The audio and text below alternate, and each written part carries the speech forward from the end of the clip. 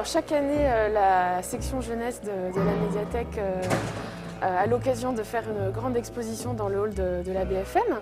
Et je souhaitais cette année faire une exposition qui puisse à la fois intéresser les enfants, mais aussi les adultes et les plus grands. L'univers de Benjamin Lacombe correspondait tout à fait à cette optique. Y a pas de place pour toi, y a pas de place pourtant. Y a pas de place pour toi dans cette vie-là. Ah, c'est sûr qu'on peut trouver du plaisir dans toute discipline artistique qui est liée à en fait tout ce qui joint toutes ces disciplines, que ce soit un travail d'affiche, que ce soit un travail de peinture, un travail dans un livre, l'écriture d'un livre que je n'illustre pas, ça m'est arrivé. Il y a l'idée de véhiculer une histoire, un message, quelque chose, enfin quelque part de s'exprimer artistiquement, et je pense que on peut toujours trouver un plaisir là-dedans. J'ai fait les arts décoratifs de Paris et en fait, depuis toute enfance, ça paraît très classique à dire, mais je suis né avec un crayon à la main, j'ai dessiné tout le temps. Au départ, je ne pensais même pas qu'on pouvait en faire un métier. D'ailleurs, je voulais faire plus particulièrement du dessin animé.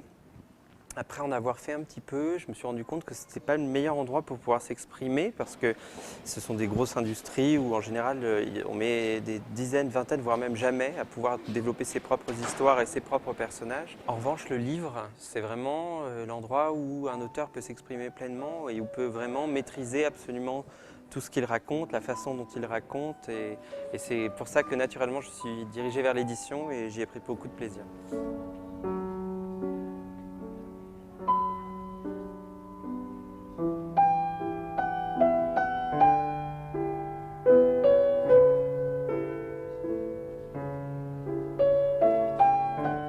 J'ai été très influencé par Disney, parce que c'était vraiment, dans ma jeunesse, les films de Disney et de Burton, c'était ceux qui m'ont animé, c'est ceux qui m'ont vraiment donné, qui m'ont donné envie de faire ce métier. Et Disney, ces dernières années, c'est un peu presque la mode de le dénigrer en disant que c'est Disney, c'est très mignon. Du temps de Disney, c'était absolument magnifique. C'était un travail d'auteur, et ce qui est assez incroyable quand on voit le nombre de personnes qui ont participé. Moi, je reste très admiratif. Burton, bien entendu, je m'en sens plus proche. Il a un univers parfois plus complexe, et aussi, c'est vraiment un auteur qui est toujours vivant, donc qui maîtrise absolument tout ce qui est autour de ce qu'il propose. Et c'est ça qui m'intéresse dans son travail, et c'est ça qui m'intéresse dans le travail d'ailleurs de tous les gens que j'admire. C'est plus encore que de la technique, c'est vraiment l'idée d'un travail d'auteur, et qui peut effectivement, comme vous le disiez tout à l'heure à mon sujet, c'est-à-dire qu'il peut se diversifier, il peut utiliser différents médias, mais c'est toujours une voix qui parle.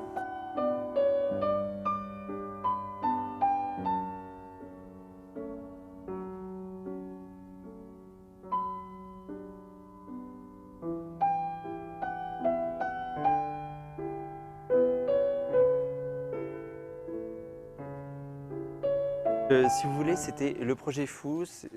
Tous les livres quasiment que j'ai fait à part deux, c'est toujours des travaux qui viennent de moi, c'est-à-dire toujours mes idées que j'amène. Et donc je suis arrivé un matin chez Albin Michel avec Marion Jablowski et Françoise Matteux, et j'aurais dit voilà, j'ai cette idée, ce livre-là, et je voudrais avoir les deux formes, parce que c'est la première fois que j'avais une histoire qui pouvait, où cet outil numérique pourrait prendre tout son sens. C'est l'histoire d'Alexandre Bogdanovich, qui est un chercheur et qui découvre un nouveau monde qui est à ses pieds, qu'il ne voyait pas, des espèces de petites bêtes comme ça. Alors au départ, il va les analyser, comme tout scientifique qu'il est, pour essayer de les classer.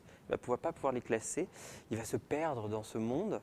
Je trouvais ça très intéressant d'avoir à la fois le livre, qui était une espèce de fac-similé de son carnet de travail, de ses recherches, et d'avoir à la fois l'outil numérique qui est vraiment un nouveau monde. Et ça m'a fait réfléchir à qu'est-ce qui fait un livre au-delà de son aspect matériel.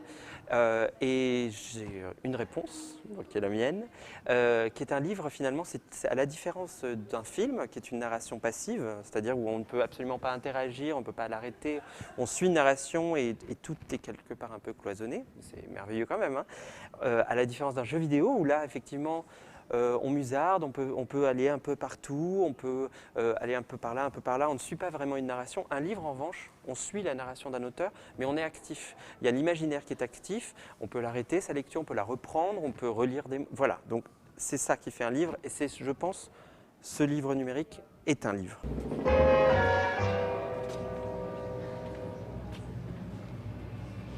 Ce qui m'a aussi épaté, surtout en installant toutes ces œuvres, c'est le fait qu'il y a énormément de travail sur chaque œuvre. Quand on observe attentivement, c'est très fin, très minutieux.